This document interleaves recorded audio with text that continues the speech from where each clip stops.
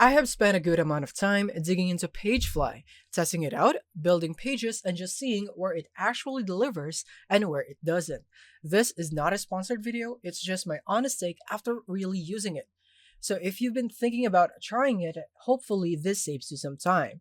And if you don't want to try this out while I walk through it, I'll drop a link below. It's an affiliate link wherein you can support our channel if you use it. It's completely optional, no additional cost to you. But if you do, it's greatly appreciated. So PageFly is a drag and drop page builder made for Shopify, mostly used to create high converting landing pages, home pages, product pages, and more without touching code. It works on a section by section layout system, which gives you more control than Shopify's native editor.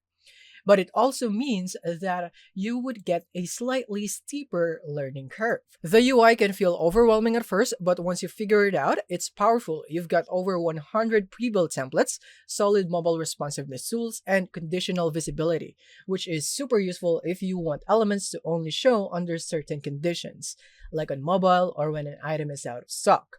It also integrates smoothly with a lot of other Shopify apps like Klaviyo, Judge.me, Looks, etc. And so if you are running reviews or lead capture forms, it plays nicely.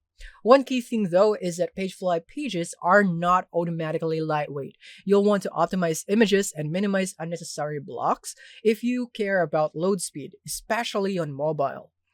If you're on Shopify and want full control over your landing pages, PageFly is one of the best value for money options, especially on the free plan, which already gives you one published page per type. But if you're just running a basic store and don't need design flexibility, you might be fine with sticking to Shopify's built-in editor. So that's pretty much it. I'll leave a link below if you want to check it out. It's an affiliate link, so if you end up using it, it helps me out a bit. So thank you for watching and see you on the next one.